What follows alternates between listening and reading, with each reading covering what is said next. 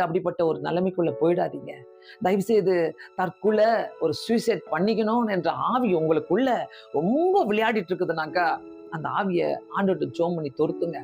பக்கத்துல யாராவது பாஸ்டர்ஸ் இருப்பாங்க. ஏதாவது ஒரு சர்ச் இருக்கும். அங்க போயிட்டு நீங்க போய் பேசுங்க அவங்க கிட்ட. எனக்கு இது மாரி தோணிக்கிட்டே இருக்குது. நீங்க மேற்கொள்ள முடியும் இத. இந்த தற்கொலை ஆவிய நீங்க மேற்கொள்ள முடியும்.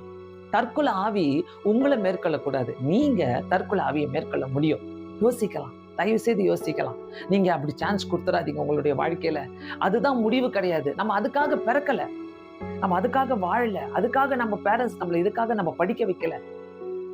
தயவு செய்து யோசித்து செயல்படுங்க. அப்படிப்பட்ட ஆவி உங்களை விட்டு நீங்கட்டும்.